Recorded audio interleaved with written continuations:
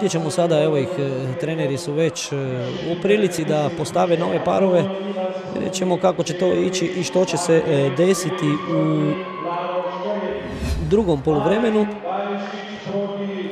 A evo, izabrani su parovi za drugo poluvrijeme: Antonio Ivas, Željko Tešić, Vladimir Veljović, Vlado Škrljević, Marin Barišić, Đorđe Marković, Niko Nobilo, Miljan Ćosić i Goran Kosović, Branislav Milošević.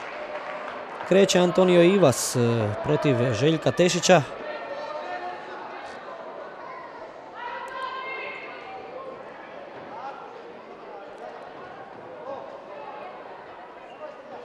Antonio, kao i u prvom poluvremenu, doduše to je njegov stil borbe, spuštene ruke.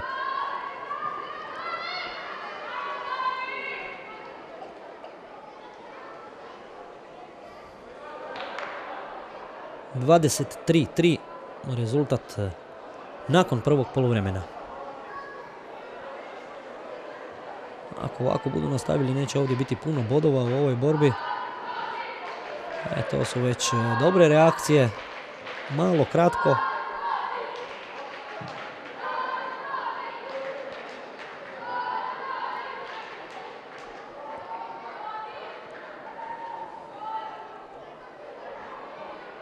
Sve ove podignute noge u prazno u stvari su prilika za borce da sa kontra udarcem ostvare bodove i onda krenu u laganu ofenzivu. Evo, to je sada i Ivas napravio, međutim bodovno bez uspjeha u ovom trenutku. Doduše, nezgodno je što i ne mogu svi suci sve vidjeti, pa se ponekad ono što djeluje i kao čisti bod i ne dosudi kao bod. Suci sude samo ono što su 100% sigurni.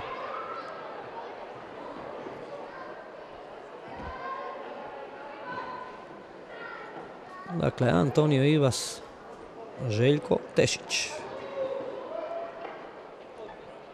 Trenutni rezultat 24:3, odnosno 1:0 za Ivasa.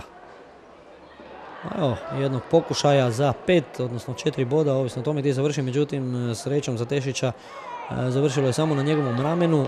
Dakle, ovakvi udarci nogom u skoku u okretu za 360 stupnjeva donose 4 boda za udarac u tijelo, odnosno 5 bodova za udarac u glavu. Evo, uskoro će se borba nastaviti na zapisničkom stolu.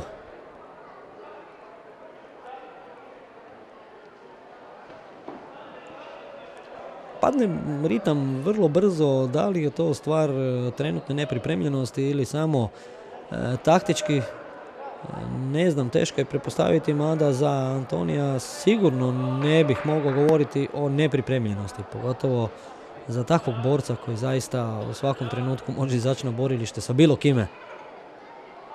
Možda jednostavno nema rješenja protiv Tešića.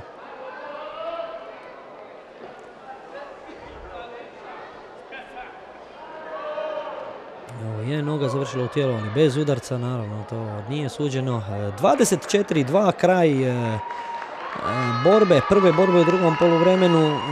Dakle, 2:0 praktično prednost koju je za svoj klub ostvario Antonio Ivas, a sada Vladimir Veljović protiv Vlade Škrljevića. I jedan i drugi rezerve. Vladimir Veljović, inače član taekwondo kluba Bak iz Pule. Evo jednog dobrog okreta udarca. Čini mi se da je završio nisko, međutim evo reakcije suca nije bilo. Krenuo je odlučno za sada Veljović.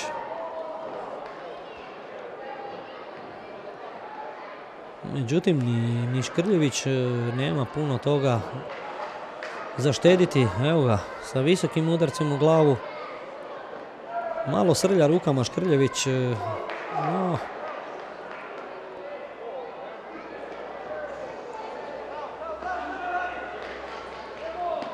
Odlično. To je lijek za ovakve napade. Dakle, taj udarac nogom u okretu. Evo još jednom istog pokušaja.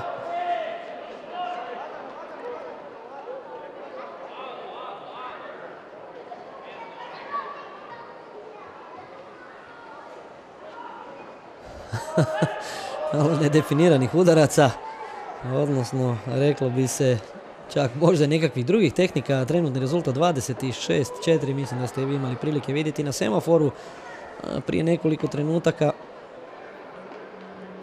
U svakom slučaju i dalje održava prednost Metalac.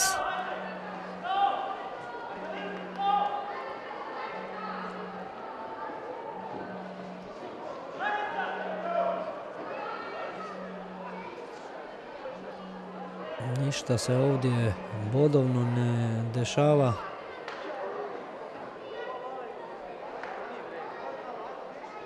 Ovo je naravno sad ritam, ovo su dečki iz teške kategorije.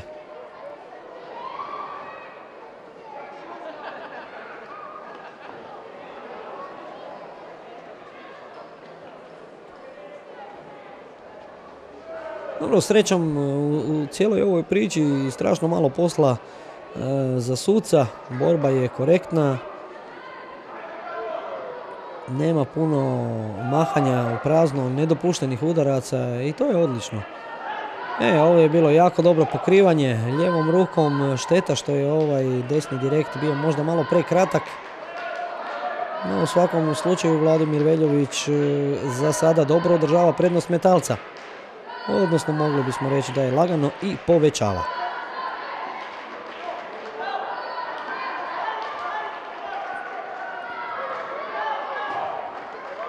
Ovo će biti opomena zbog zadržavanja noge.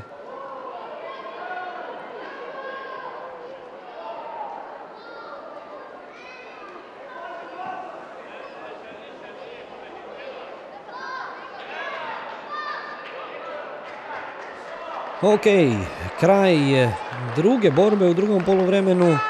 Trenutni rezultat 28-5 za Metalac. Ipak se smanjila, stopila malo prednost Metalca. Ne, ipak je povećana za jedan bod ukupno. 24-2 iz prethodne borbe, evo sada na 28-5, a sada su u borilištu Marin Barišić i Đorđe Marković. Marin Barišić za Metalac, Đorđe Marković za Zvornik. Odlično je Marin krenuo.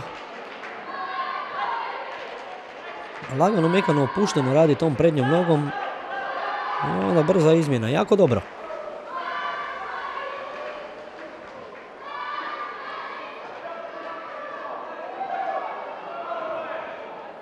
Marin nije toliko iskusan, možemo reći da je i nov u taekwondovu. Kao što vidite nosi plavi pojas, međutim dečko koji ima odličan feeling. Dobro kontrolira i distancu, evo odlično, prednjom nogom, bočnim udarcem stopira protivnika. To je jako dobro. Ovo je sigurno jedan od kvalitetnijih boraca u bliskoj budućnosti. Vjerojatno ćemo još puno čuti o njemu. Jako dobro. Marin korak natrag, zatim se podigne skokom u zrak, udarac šakom u glavu, to su 2 boda. Jako dobro.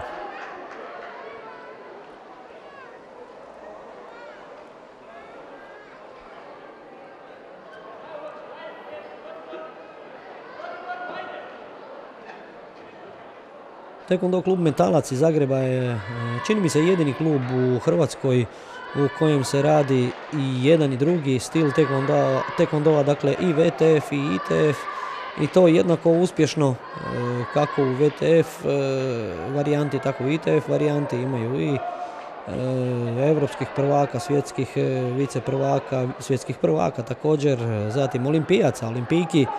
Dakle, zaista klub koji je definitivno